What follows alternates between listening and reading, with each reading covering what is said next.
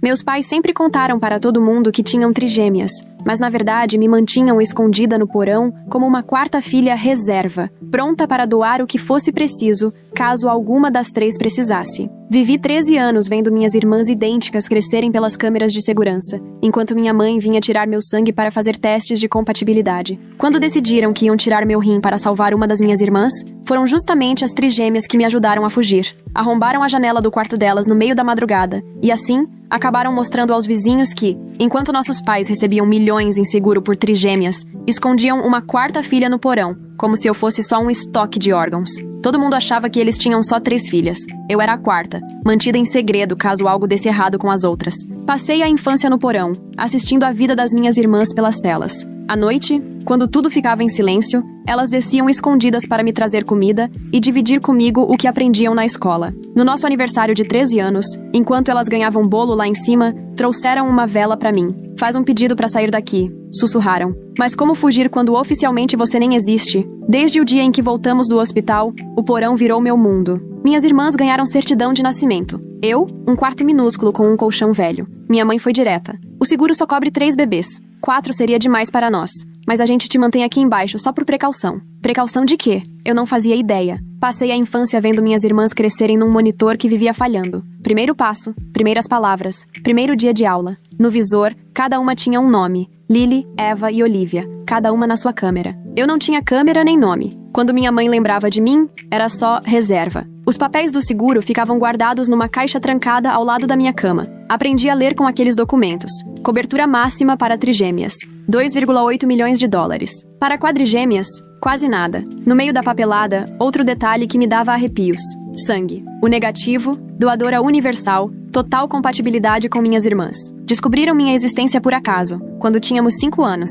Estavam brincando de esconde-esconde quando Eva achou a porta do porão. 3 carinhas idênticas me encararam pelo vão. Você é nosso fantasma? Lily cochichou. À noite, voltaram. E depois disso, todo dia. Esperavam até nossos pais capotarem de sono. Depois desciam com o que conseguiam salvar do jantar. Olivia me ajudou a ler. Eva me ensinou matemática. Lily levava seus desenhos e colava nas minhas paredes. Por que você não mora lá em cima? Perguntavam. Porque sou a de emergência, repetia eu. Só porque ouvi aquilo tantas vezes. Ninguém entendia, nem eu. Até Olivia adoecer. Tinha 8 anos quando descobriram que os rins dela estavam falhando. Vi tudo pelo monitor. Meus pais andando de um lado para o outro. A gente tem opções, disse minha mãe. Fomos espertos. Estamos preparados. Naquela noite, minhas irmãs não desceram. Assisti, pelo visor, elas abraçadas, chorando. No dia seguinte, meu pai apareceu no porão com um kit médico. Só uns exames de rotina, disse. A agulha doeu. Encheram tubo após tubo. 6 no total. Depois checaram olhos, reflexos, apertaram minha barriga bem onde ficam os rins. Perfeita, murmurou ele satisfeito. Absolutamente perfeita. Olivia melhorou com remédios, mas daí em diante começaram a trancar a porta do porão por fora. Minhas irmãs passaram a deixar bilhetes por debaixo da porta. Estamos procurando um jeito. Não vamos deixar te machucarem. Você é nossa irmã. Não peça de reposição. O tempo passou ali dentro. Eu me exercitava, cuidava da saúde, porque precisava manter as peças em bom estado. Estudava por livros velhos que elas traziam escondidas. Assistia minhas irmãs indo à escola, fazendo amigos, vivendo. Todo aniversário era igual. 3 velas acesas lá em cima e uma solitária aqui embaixo, sempre fazendo o mesmo pedido. Quando completamos 12 anos, Eva quebrou o braço feio, o osso atravessou a pele. No monitor, vi meus pais trocando olhares. Meu pai foi direto na chave do porão. Não, sussurrei sozinha. Por favor, não. Mas o braço da Eva sarou certinho, e a chave continuou no bolso dele. O pior não era a solidão, comer resto ou dormir no chão duro. O mais doloroso era saber que eu só estava ali como reserva, um estoque ambulante de órgãos, esperando a hora de ser usada. Minhas irmãs tentaram contar a verdade certa vez. Lily falou para a professora sobre uma outra irmã. A escola ligou para meus pais, e naquela noite vi minha mãe explicar calmamente sobre a quadrigêmea imaginária da Lily, dizendo que era só criatividade demais, coisa de trigêmea sensível. Recomendação da escola: terapia. No dia seguinte, colocaram uma fechadura digital na minha porta. No nosso aniversário de 13 anos, fiquei sentada no escuro ouvindo a festa no andar de cima. Risadas, música, vozes de crianças que eu nunca conheceria. À meia-noite, minhas irmãs apareceram escondidas com um cupcake e uma vela tremendo na escuridão. Faz um pedido, pediram. 3 rostos idênticos, todos chorando. Pede pra sair, a gente vai te ajudar, prometemos. Fechei os olhos, soprei a vela e pedi a única coisa que sempre desejei: existir. Mas quando o dia amanheceu, eu continuava presa no porão, assistindo a vida delas pelas câmeras borradas. Sempre a filha de emergência, o estoque humano, o fantasma que só 3 pessoas no mundo sabiam que era real. De tarde, minha mãe voltou com o kit médico. Mais exames, mais tubos de sangue. Só para garantir que está tudo bem, ela dizia. Nunca é demais se prevenir. Parou na porta, olhou para trás. Você sabe que é amada, né? A gente podia ter te dado para outra família, mas escolheu te manter. Isso é amor. A porta trancou atrás dela. A luz vermelha piscou. Naquele instante, percebi que precisava tomar uma decisão. Uma decisão que mudaria não só o meu destino, mas o das minhas irmãs também. Senti aquilo gelar dentro de mim, como gelo crescendo no vidro. Eu não podia esperar que minhas irmãs me salvassem. Não dava para contar só com pedidos ou esperança. Se eu quisesse existir de verdade, teria que lutar por isso. Comecei pequeno. Cada vez que minha mãe ou meu pai vinham me examinar, eu memorizava cada movimento deles. Meu pai olhava o celular exatamente 3 vezes toda vez que entrava. Minha mãe cantarolava a mesma música enquanto enchia os tubos de sangue. Eles tinham hábitos e, com o tempo, percebi que hábitos podem ser usados contra quem os tem. As câmeras de segurança viraram minhas professoras. Passei a observar meus pais como um cientista estudando ratos de laboratório. Meu pai saía para trabalhar às 7h43 em ponto e voltava sempre às 18h17. Mamãe sempre fazia as compras na terça e participava do clube do livro às quintas. Todo dia 15 era briga por dinheiro, quando as contas chegavam. Minhas irmãs foram as primeiras a notar que eu estava diferente. Nas visitas noturnas, me flagraram fazendo flexões, abdominais, correndo parada ali mesmo. Eu precisava ficar forte, não só como reserva, mas como alguém que pudesse reagir. A Eva trouxe um caderno escondido dentro do livro de matemática, e a gente inventou um código. Uma batida nos canos queria dizer que os pais estavam acordados. 2 batidas era sinal de caminho livre. 3, emergência. O caderno virou nosso plano de fuga. Passava por baixo da porta de um lado para o outro. Eu desenhava a planta da casa de memória, marcava o campo de visão das câmeras, indicava saídas, esconderijos, zonas mortas. Minhas irmãs completavam com detalhes do andar de cima, as tábuas que rangiam, as janelas que abriam sem barulho, onde o pai deixava as chaves. O primeiro teste de verdade veio 3 semanas depois, quando Olivia tinha competição de natação no sábado. Os 2 iriam assistir, sairiam ao meio-dia e só voltariam às 4. 4 horas preciosas. Eu já vinha treinando abrir a fechadura digital com grampos que minhas irmãs conseguiam trazer escondidos. Depois que você entende o mecanismo, fica fácil. Naquele dia, esperei eles saírem. Vi pela câmera. Contei até 300 para ter certeza de que não tinham esquecido nada. Aí fui até a fechadura. Minhas mãos tremiam, mas o corpo sabia o que fazer. Clique, clique. A luz vermelha virou verde. Pela primeira vez em 5 anos, a porta se abriu sem um adulto junto. A escada do porão parecia enorme. Subi devagar, as pernas tremendo, mais de nervoso do que de esforço. Lá em cima, outra porta. Essa destrancada. Empurrei e entrei na cozinha, que até então só conhecia das imagens das câmeras. Tudo parecia estranho. Tamanho, cor, cheiro. Ao vivo, era tudo diferente das imagens ruins que eu via. Toquei no balcão, na geladeira, numa cadeira. Tudo sólido, real, prova de que eu não estava sonhando. Queria explorar tudo, mas o tempo era curto. Achei o escritório do pai, revirei gavetas, peguei papéis de seguro, prontuários, extratos. Fotografei tudo com a câmera velha que a Eva tinha passado para mim meses antes. Prova, comprovação de que eu existia. No armário da mãe, encontrei uma caixa chamada Lembranças de Bebê. 3 pulseirinhas de hospital, 3 certidões, 3 pegadas. Nenhum sinal de uma 4ª filha. Mas lá no fundo, enrolada em papel de seda, estava uma 4ª pulseirinha. Menina D. Mesma data, mesma hora, só 3 minutos depois das outras. Eu existia. Tinha como provar. De repente, o portão da garagem tremeu. Eles voltaram antes da hora. Entrei em pânico. Desci as escadas pulando degraus, bati a porta do porão, tranquei a fechadura digital bem na hora em que ouvi a mãe na cozinha. Meu coração disparava enquanto eu observava tudo pelas câmeras. Os 2 seguiam a rotina, sem perceber nada. Mas Olivia percebeu. No jantar, ela não parava de olhar para a porta do porão. Aquela noite, ela me mandou um bilhete. Eles voltaram porque a Eva ligou fingindo estar passando mal. Ganhamos tempo pra você. Minhas irmãs criaram uma distração. Estavam ficando craques nisso. Com o tempo, a gente foi melhorando o nosso esquema. Lily começou a fazer aula de arte aos sábados, o que abriu outra oportunidade. Eva entrou no clube de debates. Olivia começou a fazer trabalho voluntário no hospital. Cada atividade era tempo fora de casa, chance para eu praticar existir. Aprendi a resetar a fechadura, a andar pela casa sem deixar rastros. Decorei onde ficava cada coisa, como as almofadas eram dispostas. Virei um fantasma, atravessando a casa sem deixar sinal. Mas a mãe começou a desconfiar. Passou a descer em horários aleatórios, medir meus sinais vitais, fazer perguntas estranhas.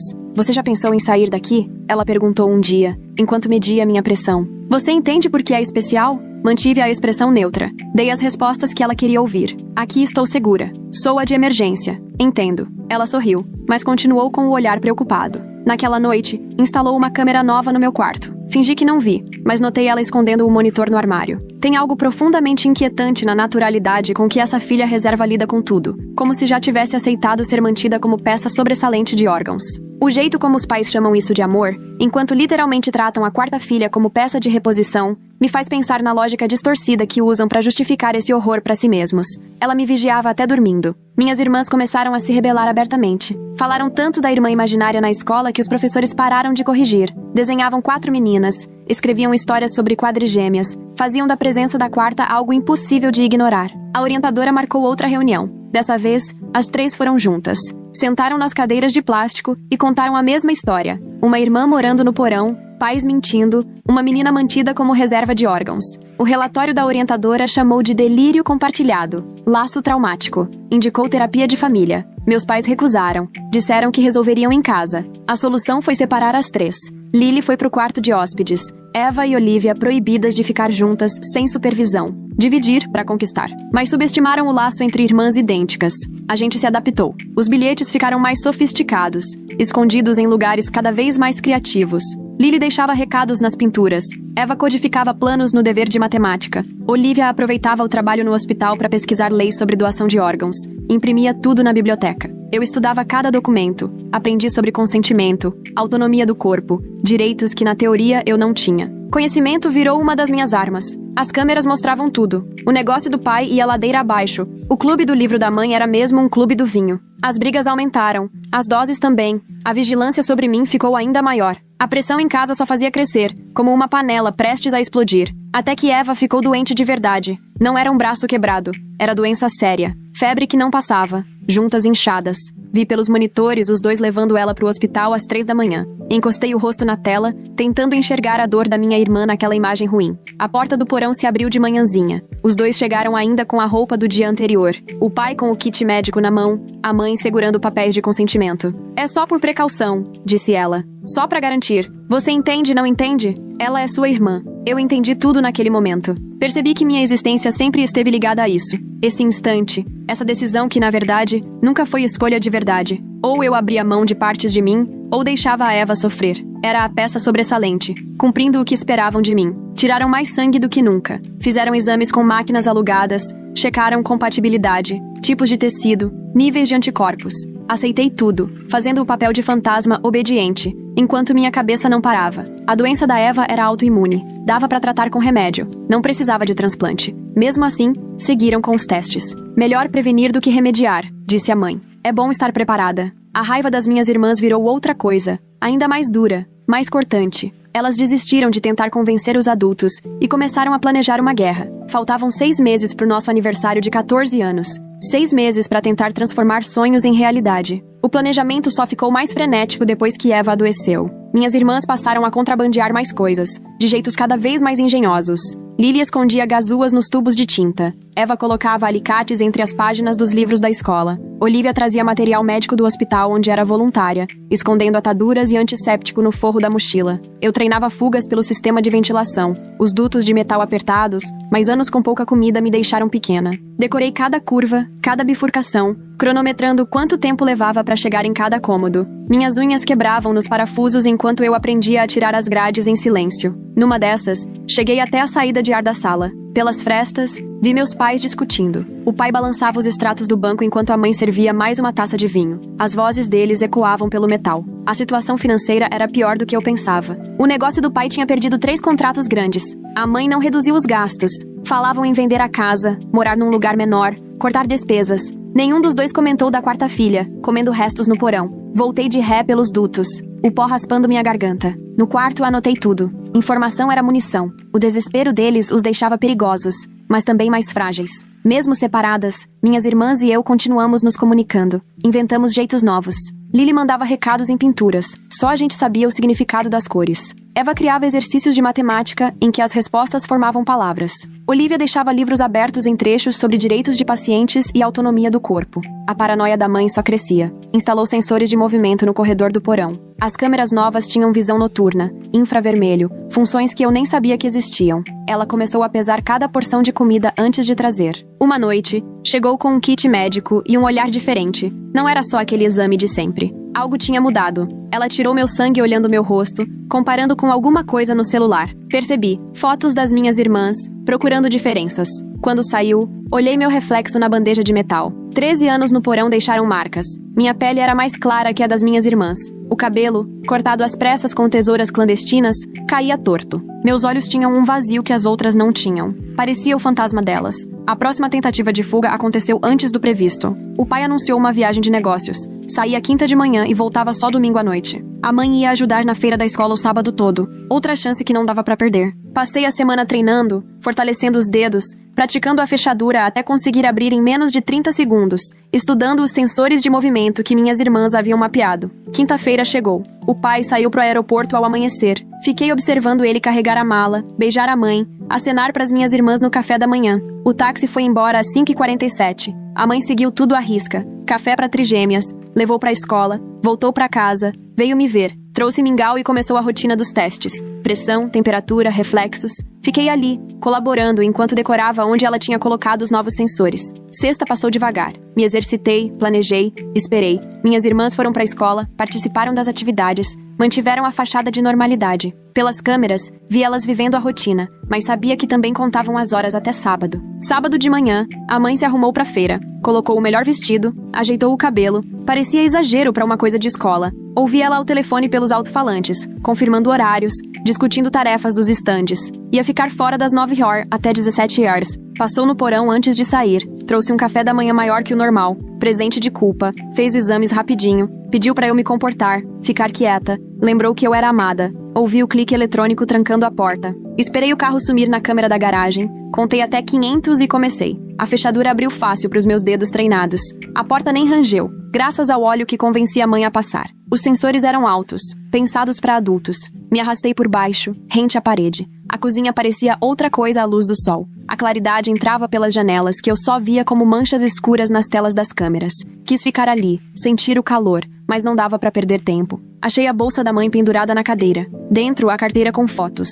Só fotos escolares das minhas irmãs. Nada mais. O celular pedia senha, que eu não sabia, mas as chaves do carro estavam ali, cheias de possibilidades. Na garagem, enxerguei novas ideias. Ferramentas penduradas, uma escada na parede, caixas marcadas como enfeites de Natal e roupas antigas. Numa delas, roupas de bebê. 4 conjuntos idênticos. Ela guardou todos. Do lado de fora, ouvi uma porta de carro bater. Meu coração parou. Pela janela da garagem, vi Lily descendo da van da vizinha. Era pra ela estar na aula de arte. Por que voltou? Corri pela casa abaixada, os sensores piscando enquanto eu passava. Consegui chegar ao porão a tempo, fechei a porta bem na hora em que a da frente se abriu, mas a tranca não funcionava por dentro sem código. A luz vermelha piscava, debochada. Eu treinei abrir, não fechar. A porta ficou destrancada, prova da minha saída. Escutei passos lá em cima. O andar da Lily, que eu conhecia de cor. Ela foi pro quarto, depois ao banheiro, depois rumou pra cozinha, indo em direção ao porão. Prendi a respiração. Os passos pararam. Pela frestinha debaixo da porta, vi a sombra dela. A maçaneta girou um pouco, mas logo parou. 3 batidas na porta. Era o nosso sinal de emergência. Respondi com uma batida só. Perigo. A sombra dela sumiu rapidinho. Ouvi o barulho na cozinha. Ela abrindo o armário, batendo louça, inventando um álibi. Depois, os passos voltaram. Alguma coisa deslizou por baixo da porta. Um pedaço de papel. Mãe esqueceu o dinheiro da feira. Está voltando. Esconda-se. Na hora, entrei em pânico. Peguei o papel e desci as escadas voando. Meu quarto parecia normal, mas a porta destrancada já entregava que eu tinha fugido. Precisei pensar rápido. A grade de ventilação estava meio solta, resultado de tantas tentativas anteriores.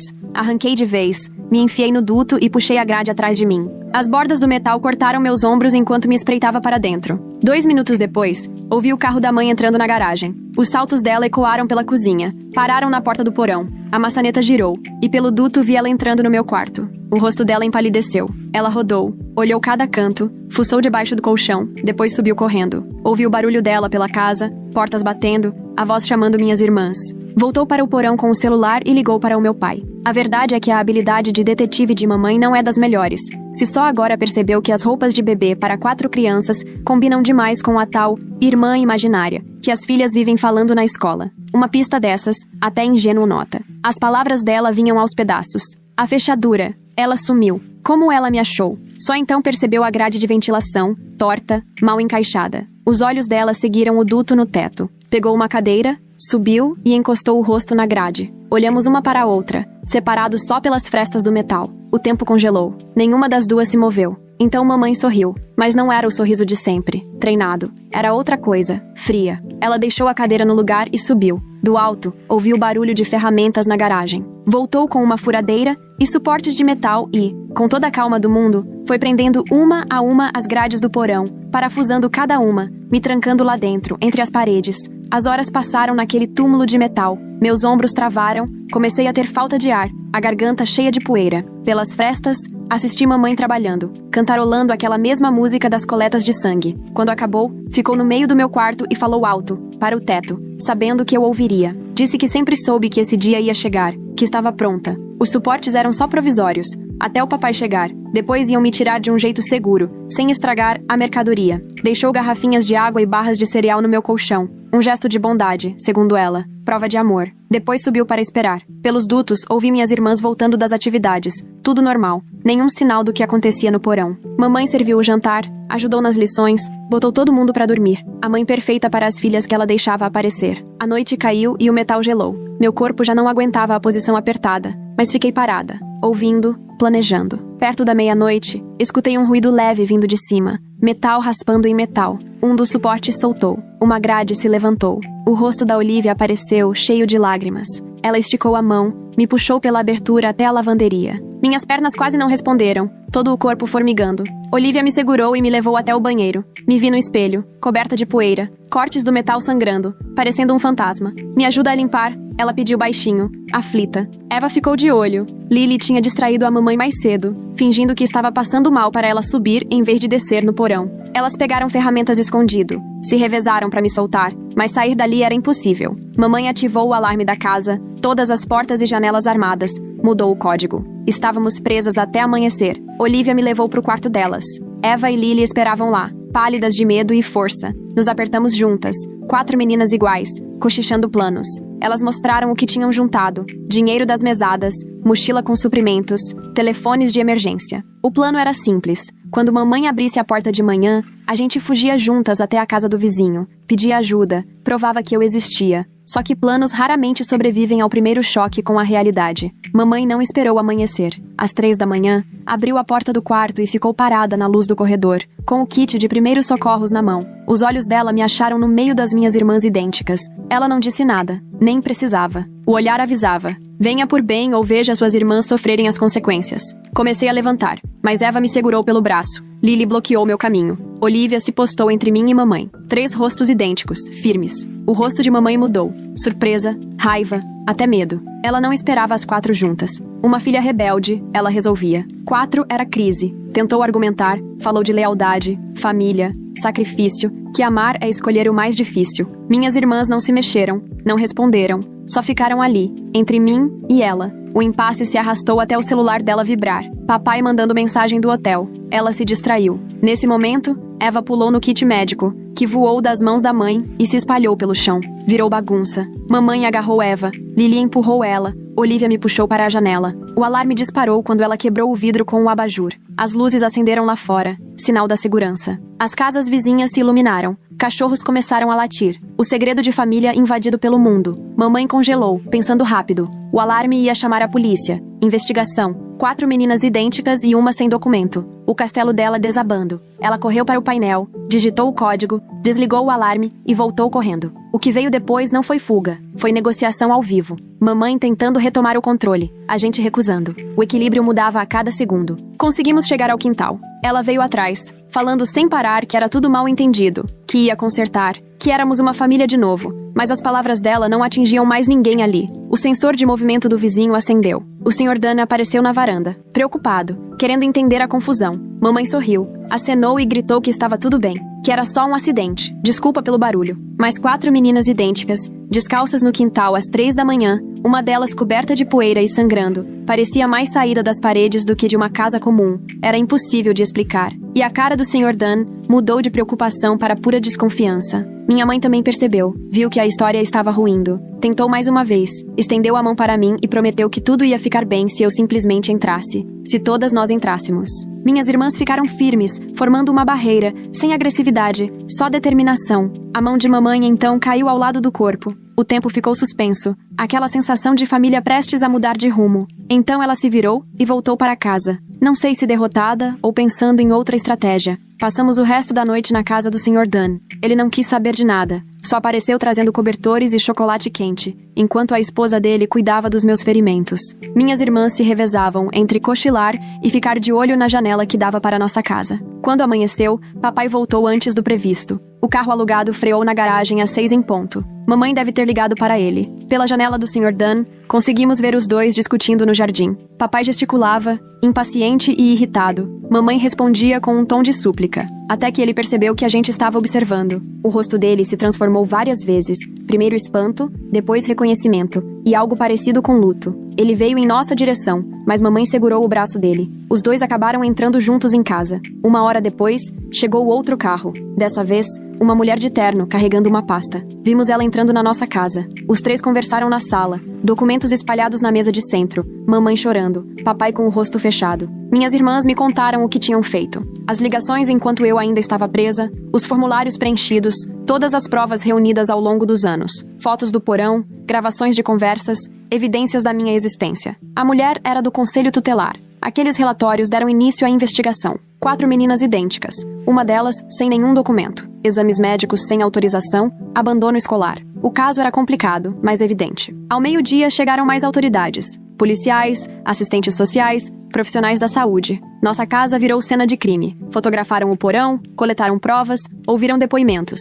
Me levaram primeiro para o hospital. 13 anos vivendo no porão tinham deixado marcas. Déficit de vitaminas, fraqueza muscular, problemas nos dentes. Nada irreversível, os médicos garantiram. Nada que o tempo e o cuidado não resolvessem. Minhas irmãs ficaram comigo o tempo todo, se revezando para segurar minha mão durante os exames, traduzindo o que os médicos diziam e fazendo questão de deixar claro que éramos 4, não 3. As questões legais demoraram meses para se resolver. Pedido de certidão de nascimento, audiências de guarda, denúncias criminais. Mas naquele primeiro dia, sentada numa cama de hospital, com a luz do sol entrando pela janela, rodeada por irmãs que arriscaram tudo por mim, eu senti algo diferente. Eu existia, não como peça de reposição, nem como seguro, nem como um fantasma trancado no porão, mas como alguém de verdade, com direitos, com escolhas, com um futuro pela frente. O caminho era incerto. A chance de ir para uma família acolhedora era real. A separação era possível. Terapia, certeza. Mas minhas irmãs me deram o maior presente de todos. Escolheram ficar do meu lado. Abriram mão do conforto, da segurança, da paz da família. Foram elas que me tornaram real. Saí do hospital com os papéis de alta amassados nas mãos, enquanto esperávamos na porta principal. 3 dias de exames, avaliações e uma papelada interminável passaram voando entre as luzes frias e o cheiro de desinfetante. Minhas irmãs estavam ao meu redor o tempo todo, me lembrando que aquilo tudo não era um sonho. A assistente social, Dona Sebastian, nos acompanhou até uma van com o selo do Estado. Ela tinha sido designada para o nosso caso, uma mulher de olhos gentis que explicava calmamente sobre acolhimento temporário e o que ia acontecer dali para frente. Entrei no carro, ainda trêmula depois de tantos anos sem andar livremente. Passamos em frente à nossa casa. Fita amarela na porta, carros oficiais lotando a garagem. Pela janela, vi investigadores tirando caixas do porão. Provas da minha existência sendo catalogadas, fotografadas, guardadas. 20 minutos depois, chegamos a um abrigo coletivo. Uma casa vitoriana adaptada, cheia de janelas e quase sem privacidade. Dona Sebastian explicou as regras durante a visita. Quartos compartilhados, horários para comer, sessões obrigatórias de aconselhamento, liberdade vigiada. Minhas irmãs ficaram juntas num quarto. Eu fui para outro, dividindo com uma garota chamada Victoria, que nem percebeu minha chegada. A cama era estreita, mas os lençóis estavam limpos. Tinha uma janela de verdade. Dava para sentir o ar entrando. Coisas pequenas, mas já eram uma evolução perto do chão frio e do ar reciclado do porão. Naquela primeira noite, fiquei acordada pensando em todas as diferenças. Ninguém me vigiando por câmeras, nenhuma porta trancada, poder ir ao banheiro sem precisar pedir. Coisas simples, mas que pareciam coisas de outro mundo. Fico pensando por que mamãe achava mesmo que barras de metal iam segurar uma menina de 13 anos decidida, que já tinha descoberto os dutos de ventilação. O jeito confiante dela, fingindo que estava tudo sob controle, parece estranho agora que todo mundo sabe que a filha secreta conseguiria escapar pelos respiradouros, como se ela nunca levasse o problema a sério de verdade. As semanas seguintes viraram uma rotina de consultas e avaliações. Psicólogos testando meu desenvolvimento, médicos acompanhando minha recuperação, advogados em cima da papelada para regularizar minha situação. Cada profissional adicionava mais uma página ao prontuário da menina que viveu anos no porão. Minhas irmãs também iam sempre que podiam. Ficávamos juntas nas salas de espera, 4 rostos iguais chamando a atenção de qualquer um. Elas me ajudavam com formulários de convênio, explicavam termos médicos, desenrolavam a burocracia que eu nem conhecia. Juntas, aprendemos o que era necessário para que eu existisse de verdade. As audiências de guarda começaram 6 semanas depois da fuga. Assisti tudo sentada num banco, vendo advogados discutirem nosso destino. Mamãe e papai sentaram em lados opostos, cada um cochichando com seu advogado. No tribunal, eles pareciam menores, sem o poder das portas trancadas ou das câmeras.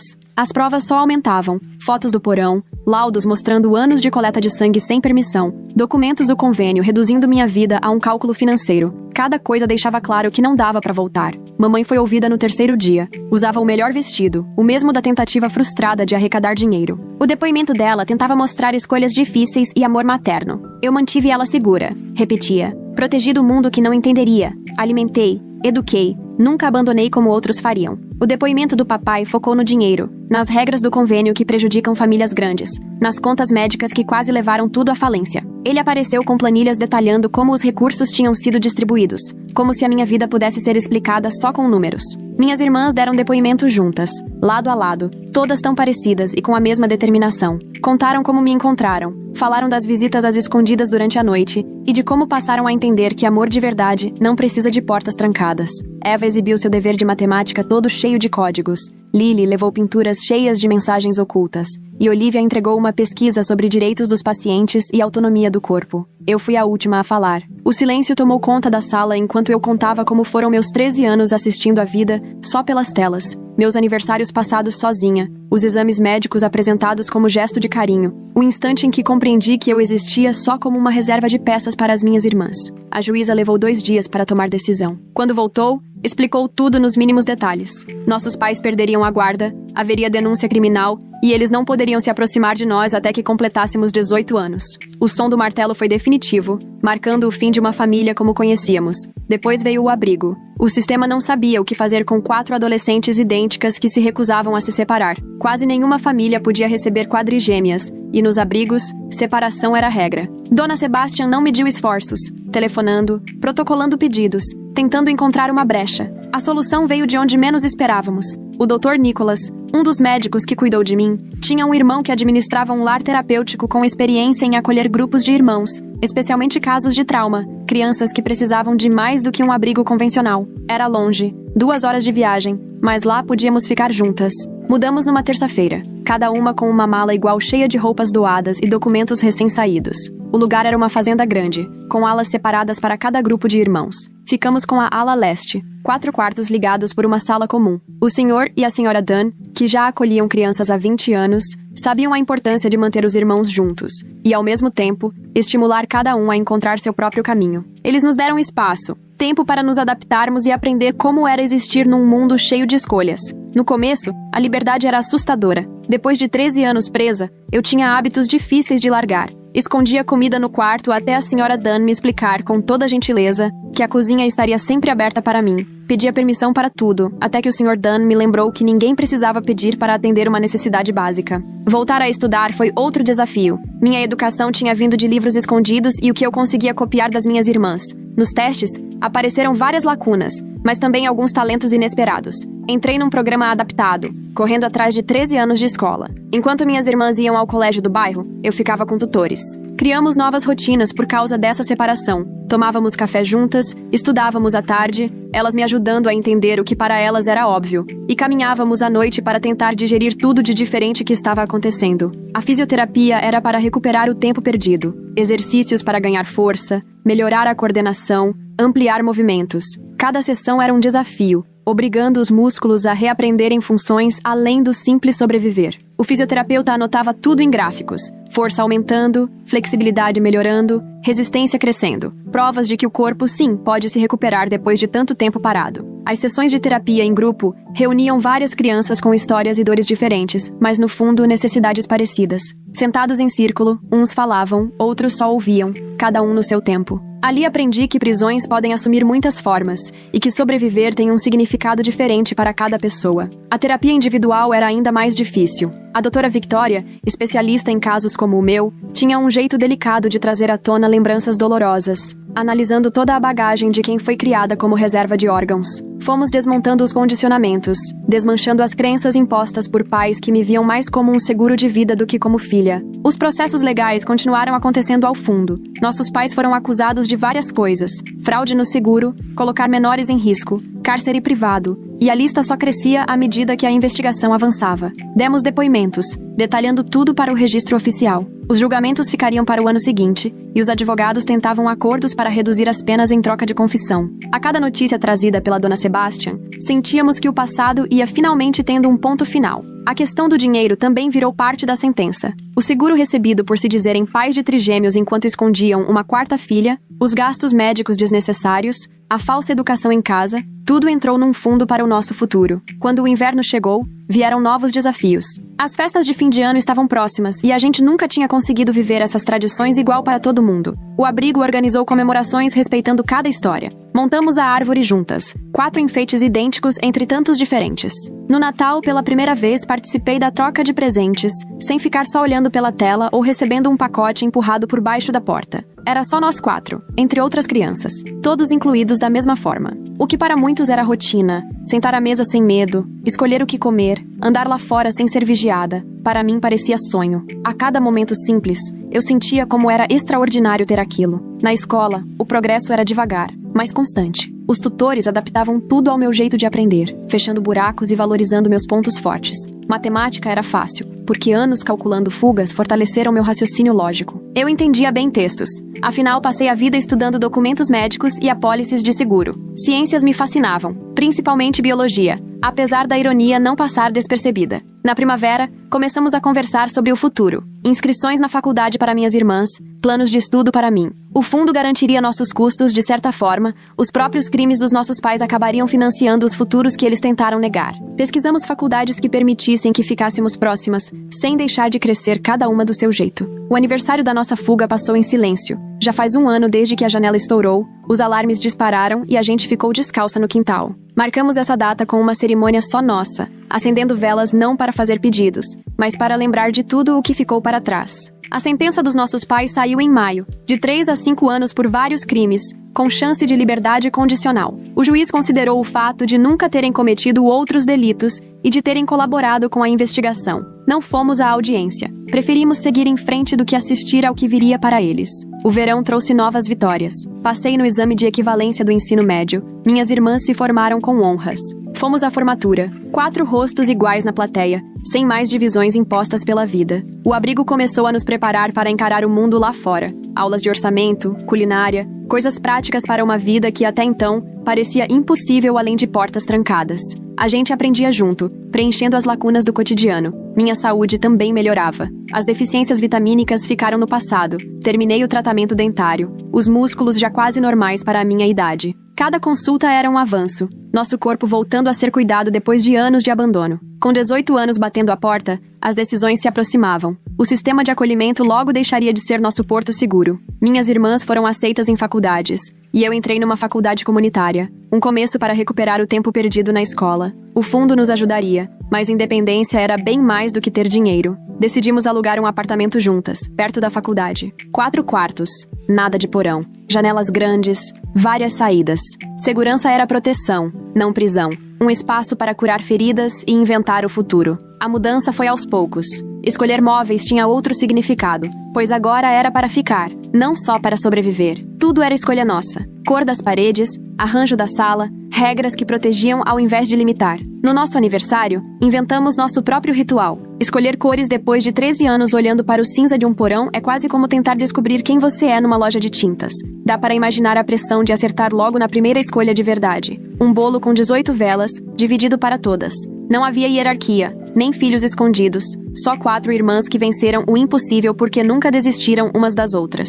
Me matriculei nas aulas do semestre de outono, pegando matérias básicas enquanto tentava decidir o que queria fazer. O campus parecia imenso depois de tantos anos trancada, mas minhas irmãs foram comigo na matrícula, me mostraram os prédios, ajudaram a decifrar esse novo universo. No primeiro dia de aula, me sentei num auditório cercada de estranhos que não faziam ideia do que era viver num porão ou ser um plano reserva. Eu era só mais uma aluna, anônima do jeito mais gostoso possível. Abri o caderno numa página limpa, pronta para ser preenchida com conhecimento escolhido, não imposto. O professor começou a falar sobre biologia celular. Fui anotando tudo, entendendo mais do que esperava. Resultado de anos de leitura dos meus próprios prontuários médicos. Educação, agora, era escolha, não estratégia de sobrevivência. Aprender porque eu queria, não porque precisava estar sempre alerta para escapar. Depois da aula, encontrei minhas irmãs para almoçar no refeitório. Sentamos juntas numa mesa, visíveis, sem portas trancadas ou andares separados. Eva falou de suas matérias de engenharia, Lily contou da aula de História da Arte, Olivia dividiu o entusiasmo com as exigências do pré-medicina. 4 rostos idênticos, cada uma seguindo um rumo, mas unidas pelo passado e pela escolha de manter esse laço. Sobrevivemos porque nunca nos tratamos como rivais por amor ou recursos. Agora, prosperávamos mantendo esse compromisso, apoiando o crescimento individual sem perder a conexão. Naquela noite, me sentei na escrivaninha do apartamento, livros abertos na minha frente. Não havia câmeras me vigiando, nem trancas impedindo minha saída. A janela deixava entrar o ar fresco da noite e os sons distantes de uma rotina comum. Abri o notebook para digitar meu primeiro trabalho. Era para contar sobre um desafio superado na vida. Fiquei uns minutos encarando a página em branco, pensando em como condensar 13 anos em poucos parágrafos. Como explicar o que é existir como seguro de vida sem que pareça fantasia? Como descrever liberdade para quem nunca viveu o confinamento? Resolvi começar bem simples. Passei 13 anos me preparando para uma vida que não era para ser minha. As palavras foram surgindo, a verdade se ajeitando ali na tela, não para chocar ou provocar pena, mas para mostrar que sobreviver pode ter muitas caras, que família pode ser prisão, que amor pode virar fechadura, que existir às vezes é um ato de rebeldia. Minhas irmãs estudavam na sala. A presença delas era um fundo confortável. Criamos novas rotinas dentro dos horários da faculdade, refeições em conjunto, momentos de silêncio, limites que protegiam ao invés de dividir, regras escolhidas por nós. O futuro era uma página em branco, incerto, mas finalmente nosso para escrever. Sabíamos que viriam novos desafios, relacionamentos construídos sem a lógica da hierarquia, decisões profissionais sem papéis prontos, e o aprendizado contínuo de existir além de ser o plano B de alguém. Mas naquela noite, o que eu tinha eram tarefas para terminar, aulas para assistir no dia seguinte, uma vida para construir a partir da base de finalmente ser de verdade. Escrevi sem parar, não mais um fantasma no porão, mas uma estudante com deveres, uma irmã com escolhas, uma pessoa com futuro. Terminei perto da meia-noite, salvei o arquivo, fechei o notebook, fui me preparar para dormir. Pela janela, as luzes da cidade brilhavam, cheias de promessas. Em algum lugar, em celas diferentes, nossos pais pagavam pelos atos deles. Mas aqui, neste apartamento, 4 irmãs continuavam o trabalho de transformar sobrevivência em vida. Ajustei o despertador para as aulas da manhã, botei o celular para carregar, apaguei o abajur. No escuro, que agora era escolha minha, adormeci ouvindo a respiração das minhas irmãs nos quartos ao lado. Não éramos mais peças de reposição, mas pessoas inteiras. Conquistamos nosso lugar ao nos recusarmos a ser divididas. O despertador traria novos desafios, mais lições, mais um passo na nossa cura e na construção de vidas que valem a pena. Mas por hoje, éramos só 4 irmãs que escolheram uma a outra em vez do conforto, a verdade em vez do silêncio, a liberdade em vez de segurança. E é essa escolha, renovada todos os dias em pequenos gestos de independência e afeto, que nos faz existir, não como plano reserva de ninguém, mas como nós mesmas, completas, reais, livres. Obrigada por me ouvir pensar em voz alta hoje. Engraçado como certas perguntas conseguem virar nossa cabeça do avesso, né? Nos vemos na próxima. Se você leu até aqui, deixa um comentário pra mim. Eu adoro acompanhar o que vocês escrevem.